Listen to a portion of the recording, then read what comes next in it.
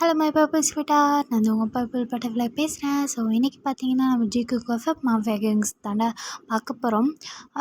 என்னென்னா ரிப்போர்ட்டு அதில் ஸ்ட்ரைக் கொடுக்குறாங்கடா. என்ன பண்ணுறதுனே தெரியல. ஸ்ட்ரைக்னால் என்ன சொல்கிறது, அது வந்து வீடியோவே போடக்கூடாது அப்படின்னு போட்டால் வந்து இந்த யூடியூப்பே வந்து காலியாகிடும். அதான் இந்த சேனல் இருக்குல்ல அப்படி காலியாகிடும் அப்படின்னு சொல்லிட்டு சொல்கிறாங்க. ஸோ அதனால தான் என்னால் வீடியோலாம் அப்லோட் பண்ண முடியலை. ஆக்சுவலி காப்பிரைட் நிறையா இருக்குது, நான் அதை கிளியரே பண்ணல இன்னும். அதை பண்ணிவிட்டு தான் நான் எல்லாத்தையும் பண்ணிகிட்ருக்கேன். என்னோடய சில வீடியோஸ்லாம் போயிடுச்சு, நான் தான் டெலீட் பண்ணிட்டேன். காப்பிரைட்டாக இருக்கிறதெல்லாம் டெலீட் பண்ணிட்டேன். ஸோ அதனால தான்டா, மற்றபடி எதுவும் இல்லை. யாரும் உங்களுக்கு பிடிச்சா மட்டும்தான் பாருங்க, பிடிக்காட்டி ஒன்றும் உங்களுக்கு பிடிக்கலன்னா விட்டுட்டு போயிடுங்கப்பா, சரியா? நீங்கள் ரிப்போர்ட் பண்ணுறதுனால இல்லை, ஆர்மி சர்வரில் சில பேர் பிடிக்கல எனக்கு இந்த எஃப்எஃப் அப்படின்னு சொல்லிட்டு சில பேர் இருப்பாங்களே, அவங்க வந்து ரிப்போர்ட் பண்ணியிருந்தாங்கன்னா தயவு செஞ்சு இதெல்லாம் நீங்கள் பார்க்கணுன்னு அவசியமே கிடையாது. நீங்கள் ஒன்றும் பார்க்கவும் தேவை கிடையாது. ஸோ அதனால் நீங்கள் ஒன்றும் பார்க்க வேண்டாம். நீங்கள் உங்கள் வேலையை பாருங்கள், நான் என் வேலையை பார்க்குறேன். என் வேலையை நான் வந்து அப்லோட் பண்ணி எஃப்எஃப் சொல்கிறது தான் என் வேலை. நான் அதை பண்ணுறேன். உங்களுக்கு என்ன வந்துச்சு இப்படி பண்ணிகிட்ருக்கீங்க? ஸோ அதனால் நான் அவங்கள மட்டும் திட்டிக்கிறேன். யாருன்னு தெரில, ரிப்போர்ட் பண்ணாங்களா எனக்கு தெரியாது. ஸோ அதனால் நான் அவங்கள மட்டும் தான் திட்டிக்கிறேன். ஓகே, மற்றபடி நான் வந்து ஆர்மிஸை ஹர்ட் பண்ணுற மாதிரி நான் பேசலை. இல்லை, என்ன மாதிரி இல்லை, நிறைய பேர் இருக்காங்க. அவங்க சேனல்லே ரிப்போர்ட் ஆகி அவங்க சேனல் 2-3 சேனலில் நான் பார்க்குற சேனல்லாம் ஃபுல்லாக அங்கே அந்த நேமை டைப் பண்ணாலே வரமாட்டேங்குது. அதை டெலீட்டே பண்ணிட்டாங்க போல இருக்குது. ஸோ அதனால் வந்து என்ன பண்ணிங்கன்னா, பிடிச்சா மட்டும் பாருங்கள். உங்களுக்கு லைக் எனக்கு பிடிச்சிருக்கு அப்படின்னு சொன்னா மட்டும் பாருங்கடா. மற்றபடி உங்களை ஃபோர்ஸ் பண்ணி நீங்கள் இதை பார்க்கணும், உங்களுக்கு பிடிக்கலன்னா ரிப்போர்ட் பண்ணிட்டு போங்க அப்படிலாம் சொல்லிட்டு நாங்கள் எதுவும் சொல்லலை. உங்களுக்கு பிடிக்கலன்னா ஸ்கிப் பண்ணிட்டு போயிட்டே இருங்க, அதை தான் நான் சொல்கிறேன். ஸோ அதனால் வந்து இந்த எடிட்டிங் பண்ணுறது எப்படி இருக்குன்னு தெரியுமா? ஒரு நாள் அதுக்கு ஃபுல்லாக ஸ்பெண்ட் பண்ணணும், அதை ஒரு ஹார்ஸாக கழிக்கணும். அது எவ்வளோ கஷ்டம்னு வந்து எடிட்டிங் பண்ணுறவங்களுக்கும் சரி, வாய்ஸ் ரெக்கார்ட் பண்ணுறவங்களுக்கும் சரி, நிறைய பிரச்சனை வரும். சவுண்ட்ஸு கேட்கும், அதை எப்படி இக்னோர் பண்ணலாம், அப்புறம் வந்து எப்படி வந்து மழை சில டைம் பேஞ்சு அதில் வாய்ஸ் வந்து கேவலமாக ஆகி எப்படி இருக்கும் அதெல்லாம் கேட்க முடியாது. ஸோ கரண்ட்டு கட் ஆகி அந்த மாதிரிலாம் விஷயம்லாம் நிறையா இருக்குது. வீட்டில் ப்ராப்ளம் வந்து அவங்களுக்கு ஏதாவது ஆகி அப்போ என்னால் உடம்பு சரியில்லை, அந்த மாதிரிலாம் நிறைய கஷ்டம்லாம் தாண்டி தான் எஃப்எஃப்லாம் போடுறாங்க. ஸோ அதனால் நீங்கள் அதை புரிஞ்சுக்கிட்டு பார்த்தா ஓகே. உங்களை வந்து ஃபோர்ஸ் பண்ணி நீங்கள் இதை பார்க்கணும், நீங்கள் பார்த்தே ஆகணும்னு நான் ஃபோர்ஸ்லாம் பண்ணல. பாருங்கள், பார்த்து உங்களுக்கு பிடிச்சா மட்டும் லைக் பண்ணுங்கன்னு தான் நான் சொல்கிறேன். மற்றபடி ஒன்றும் இல்லைடா, நீங்கள் வந்து பார்த்தா போதும், எனக்கு அவ்வளோதான் வேணும். எனக்கு வந்து சப்ஸ்கிரைபர்னால் எனக்கு ஒன்றும் இன்க்ரீஸ் பண்ணிக்கலாம் ஆசை இல்லைடா. நீங்கள் பார்த்தா என் எஃப்எஃப் பார்த்தா உங்களுக்கு பிடிச்சிச்சுன்னா மட்டும் கமெண்ட் பண்ணுங்கள், அவ்வளோதான் நான் சொல்வேன். ஓகேடா, 3 நிமிஷத்துக்கு மேலே பேசிட்டேன். நான் வந்து கொஞ்சம் அது என்ன டிஸ்டர்பாக அந்த எஃப்எஃப்லாம் போடாமல் வச்சுருக்கேன் அப்படின்னு சொல்லிட்டு. நானே இப்போ வந்து நான் டக்குன்னு வந்து இது டெலீட் ஆகிடுச்சிடா. நான் வாய்ஸ் ரெக்கார்ட்லாம் பண்ணது இதெல்லாம் ஸ்டக் ஆகி வந்துச்சு. என்ன பண்ணுறது தெரில. அதனால தான் நான் வந்து மறுபடியும் ரெக்கார்ட் பண்ணுறேன் இந்த வீடியோவை. ஸோ ஓகேடா, நான் ஸ்ட்ரைட்டாக பாட்டுக்குள்ளேயே போயிடுறேன். போன பாட்டில் என்ன சொல்லியிருப்பேன்னா, இந்த மாதிரி ஜிமின் வந்து டைகரை வம்புழுத்துக்கிட்டு அப்படியே பாடிக்கிட்டு இருந்திருப்பான். அது என்ன பண்ணுறதுன்னு போன எஃப்எஃப்பில் பார்த்துருப்பீங்க. அந்த எஃப்எஃப்பில் பார்த்திங்கன்னா நம்ம ஜிமின் வந்து ரோமியோ சாங் பாடிக்கிட்டு இருப்பான். அதெல்லாம் கேட்டுட்டு டைகருக்கு ரொம்ப காண்டாகுது. ஐயோ, எதுக்கு தான் இவன் இப்படி பாடுறான்னு எனக்கு மண்டையை சூடாகுது. இவன் வேற கத்திக்கிட்டு பாடிக்கிட்டு இருக்கான். ஹலோ, எக்ஸ்கியூஸ் மீ, என்ன எதுக்கு பாடிக்கிட்டு இருக்க? நான் பாடுவேன், இது என் வீடு, நான் பாடுவேன், இது என் வாய். வாய் தான் நீ பாடுறதா, ஆனால் எனக்கு கேட்க முடியல. தயவு செஞ்சு பாடுறதை நிறுத்துறியா? எனக்கு தலையை வலிக்குது. ஒய்யன் வேற உள்ளே இருக்கா, நான் என்ன பண்ணுறது? ஒய்யனா எதுக்கு உள்ளே இருக்கா? அவளுக்கு என்ன வேலை உள்ள? ஜேக்கு தான் கையை பிடிச்சி கூட்டிகிட்டு போகலாம். என்னது, என் மச்சான் கையை பிடிச்சி கூட்டிகிட்டு போயிட்டானா? என்னவா இருக்கும்? அந்த மாதிரி தோட்டெல்லாம் நினைக்காத, அந்த மாதிரிலாம் கிடையாது. அது எனக்கு தெரியும், என் மச்சானுக்கு அந்த மாதிரிலாம் பிடிக்காது. ஆனால் உன் அக்கா பண்ணுவாளா, அதுதான் யோசிக்கிறேன். என் அக்காலாம் அந்த மாதிரி கிடையாது. நீ தான் அந்த மாதிரி எல்லாம் தப்பு தப்பாக பண்ணுவேன். என்ன மாதிரி தப்பாக பண்ணுவேன். ஸோ என் வாயை கலராத, நான் பொறுக்கி வாயை கலராத போயிடு. ஒன்றே ஒன்று கேட்க மறந்துட்டேன். என்ன டைகர் மேடம், சாப்பிட மாட்டீங்கன்னு அடம் முடிச்சிங்களாம்மா? அடம் முடிக்கலை, சாப்பாடு வேணாம் ஒன்றுன்னு சொன்னேன். இது அடம் பிடிக்கிறதா? வேணான்னு சொன்னது ஒரு அடமா?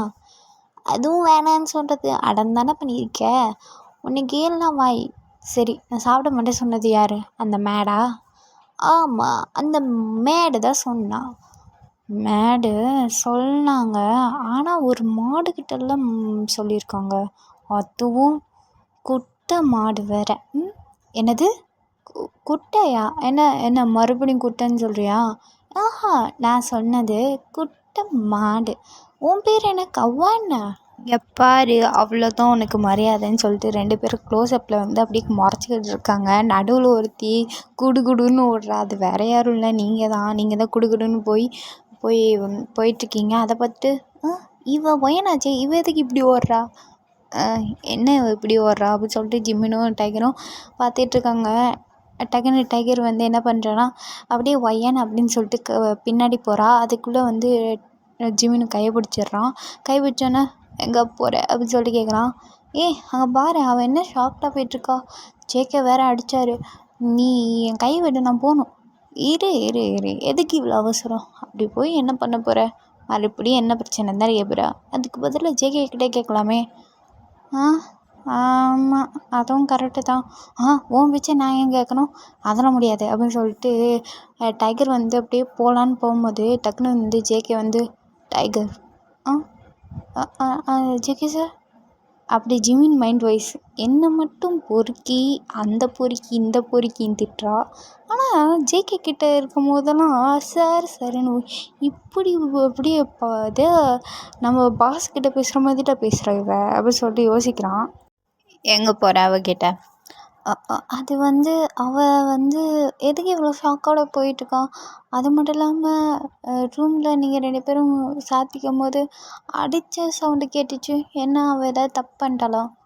ஆமாம், எனக்கு கோவம் வந்துச்சா, உட்கார சொன்னான், உட்காந்தான். ஆனால் எனக்கு கோவம் தீரல, அதான் இன்னொரு அறை விட்டேன். இன்னும் இவன் அறை விட்ருக்கான். சரி சார். என்ன விஷயம் சார், எதுக்கு என்ன கூப்பிட்டீங்க? சரி, அவளுக்கு வலிக்க போகுது, நான் போட்டா? இல்லை, உங்ககிட்ட ஒரு கேள்வி கேட்கணும்னு சொன்னல. அது என்ன கேள்வி? அதெல்லாம் அப்புறமா கேட்டுக்கலாம். இப்போ நான் வயன்கிட்ட போகிறேன். அதுக்கு ஜிம்மின் வந்து அதான் கேட்கணும்னு கேட்குறான்ல, நீ எதுக்கு ஓவராக சீன் போட்டுக்கிட்டு இருக்க? போய் என்னன்னு கேட்டுட்டு வந்தா என்ன ஆகாதா? அவன் என்ன பெரிய மகாராணியா? உள்ளே தானே உட்காந்துருக்கா என்ன அப்படி சொல்லிட்டு ஜிம்மினுக்கு மறைச்சிக்கிட்டு கேள்வி கேட்டுக்கிட்டு இருக்கான். இங்கே பாரு, இது எனக்கும் ஜேகே சாருக்கு இருக்கிற ஒரு பிரச்சனை. பிரச்சனை இல்லை, ஒரு கேள்வி பதில். நீ எதுக்கு நடுவில் வந்து நந்தி ஆட்டம்? நீ முதல்ல கிளம்பிங்கேருந்து அப்படின்னு சொல்லும்போது என்னது நந்தியா அப்படின்னு சொல்லிட்டு கிட்ட வரான். டக்குன்னு வந்து ஜேகே வந்து ஜிமின் சொல்டா, ஆக வேண்டியதை பாரு. சரி அப்படின்னு சொல்லிட்டு டிவ்லாக ஸ்மைல் பண்ணிட்டு டைகரை பார்த்து மறைச்சிட்டு இருக்கா. டைகரை பார்த்து மறைச்சிட்டு ஜிமின் போகிறான். இதெல்லாம் பார்த்துட்டு இவனுங்க என்ன தன்னுக்குள்ளேயே பேசிக்கிட்டு கண்ணால் சிக்னல் விட்டுக்கிட்டு பேசிகிட்டு இருக்கானுங்க. அதுலேயும் இந்த பொறுக்கி வேற சிரிச்சிட்டு போகிறானே, ஏதோ நடக்க போகுது. அவள் ஜிமின் போகும்போதே நைட்டு உனக்கு வைக்கிறேன்டி அப்போ அப்படின்னு சொல்லிட்டு போயிட்டுருக்கான். அதை பார்த்துட்டு இன்றைக்கி ஏதோ நடக்க போகுதுன்னு தெரியுது அப்படின்னு சொல்லிட்டு பார்த்துட்ருக்கா டைகர். டைகர் வந்து ஜேகேவை பார்க்குறா. டைகர் என்ன ஜேகே சார்? சரி, நான் உன்கிட்ட அந்த கேள்வியை நைட்டு கேட்டுக்கிறேன். நைட்டா? இப்போ கிளம்பு, அவகிட்ட போ. அவளுக்கு நீ தேவைப்படுவ. போப்போ. நான் தேவைப்படுவேன்னு தெரியும், ஆனால் என்ன விஷயம், எதனால், எப்படி, என்னாச்சு, ஏதாச்சு அப்படின்னு சொல்லிட்டு டைகர் மைண்டுக்குள்ளே அவ்வளோ இருக்குது. ஜேகே வந்து அங்கேருந்து போயிடுறாரு. இவன் கேள்வி கேட்குறது தானே இங்கே நிறுத்தினான். அப்படி எதுக்கு? நான் போயிருப்பேன்னு தானே சொன்னேன். இப்போ எதுக்கு நைட்டு போய் யோசிக்கிறேன் அப்படிங்கிறான். ஏதோ சம்திங் ராங் அப்படின்னு சொல்லிட்டு இப்போதைக்கு ஒய்யன்கிட்ட கேட்கணும். ஒய்யன் அப்படின்னு சொல்லிட்டு கத்திட்டு அந்த கதவை திறந்துட்டு அப்படியே வந்து நீங்கள் என்னவா எப்படிம்மா இருக்கீங்க? முட்டியெல்லாம் நல்லா மூடிட்டு அப்படியே கன்னத்தில் கையை வச்சுக்கிட்டு ஐயோ என்னாச்சு ஏதாச்சு அப்படின்னு சொல்லிட்டு கண்ணை பிடிச்சி ஐயோ இப்படிலாம் நடந்துருக்கக்கூடாது, தப்பு பண்ணிட்டேனே அப்படின்னு சொல்லிட்டு ஒரு மாதிரி பண்ணிட்டுருக்கீங்க. என்னடி பெட்டில் போட்டு உருண்டுக்கிட்டு இருக்க, என்ன பண்ணிகிட்ருக்கீங்க? டகர் இங்கே உட்காரு. இப்போ வந்து ஆக்சிடெண்ட்டாக உதடு இன்னொரு உதடில் பட்டுச்சுன்னா அது கிஸ்ஸா? எதுக்கிடி இந்த கொஸ்டின் சொல்லேன். ஆமாம் கிஷ் தான். என்னப்போ? ஐயோ போச்சு போச்சு போச்சே, வாழ்க்கையே போச்சே. என்னடி இப்படி அழுவுற, என்னாச்சு? அது வந்து அப்படின்னு சொல்லிட்டு ஒயன் வந்து ஃப்ளாஷ்பேக் சொல்கிறா. அதை நீங்கள் தான் சொல்கிறீங்க. உள்ளே போனேன்னு என்னை வந்து அடிச்சிட்டான்டி. அடிச்சிட்டான்.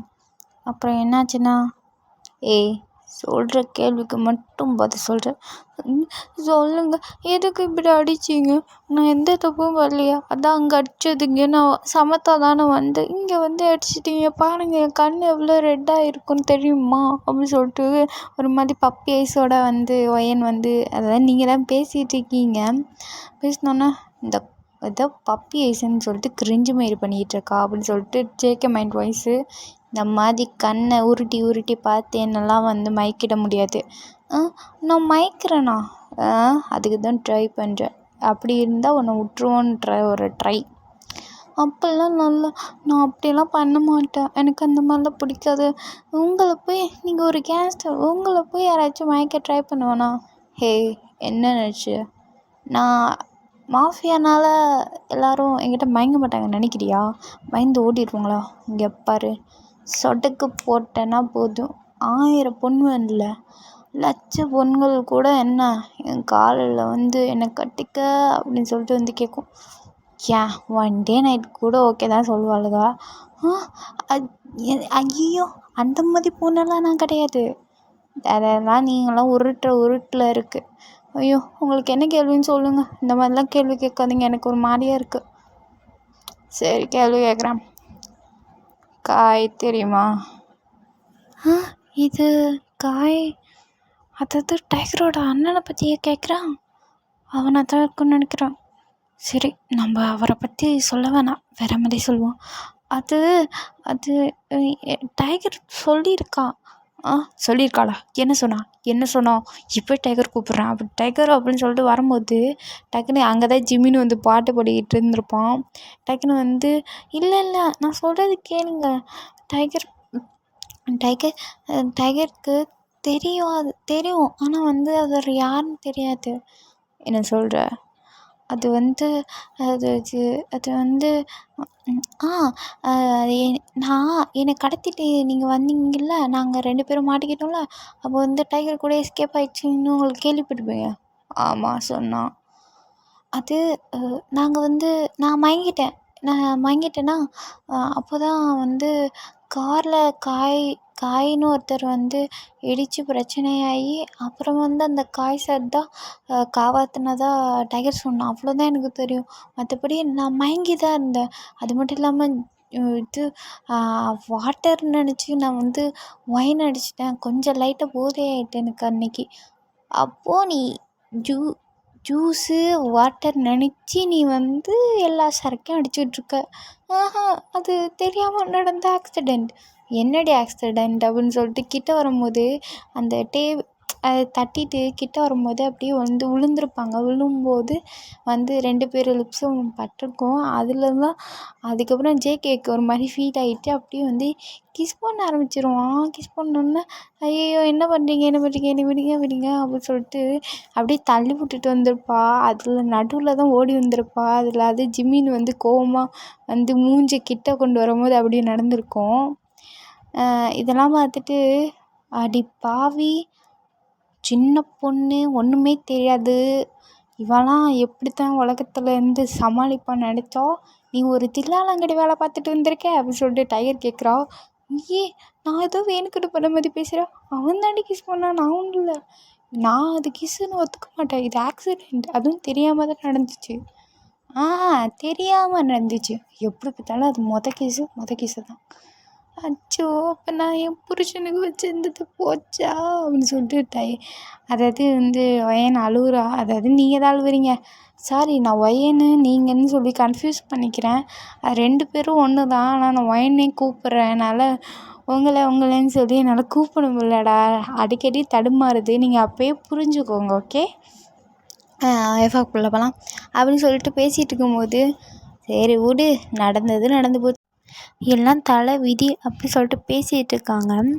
சரிடா, இந்த எஃப்எஃப் இப்போட முடிச்சுக்கிறேன். ஷார்ட்டாக தான் இருக்கும், கொஞ்ச நேரம்தான்.